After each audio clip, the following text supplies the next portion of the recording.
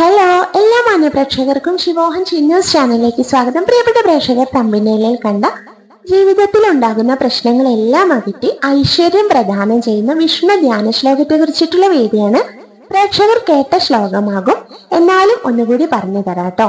അതായത് ചില ആളുകൾക്കൊക്കെ ഒരു പ്രശ്നം കഴിയുമ്പോൾ അടുത്ത പ്രശ്നം വരുന്നതായിരിക്കും. അങ്ങനെയൊക്കെയുള്ള അവസരങ്ങളിൽ നന്നായി സാക്ഷാൽ വിഷ്ണു ഭഗവാനെ, നാരായണനെ പ്രാർത്ഥിച്ചോളൂ.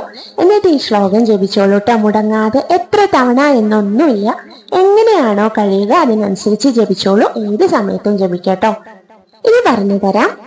ശാന്താകാരം ഭുജഗശയനം പത്മനാഭം സുരേഷം വിശ്വാകാരം ഗഗന സദൃശം മേഘവർണം ശുഭാംഗം ലക്ഷ്മീകാന്തം കമലനയനം യോഗി ഹൃദ്യാനഗമ്യം വന്ദേ വിഷ്ണു ഭവഭയഹരം സർവലോകൈകനാഥം.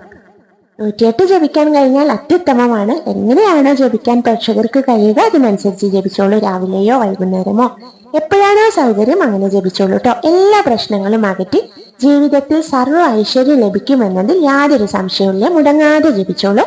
എല്ലാ പ്രശ്നങ്ങളും സാക്ഷാൽ നാരായണൻ തീർത്തു തരട്ടെ എല്ലാവരുടെയും എന്ന് പ്രാർത്ഥിക്കുകയാണ്. Thank you.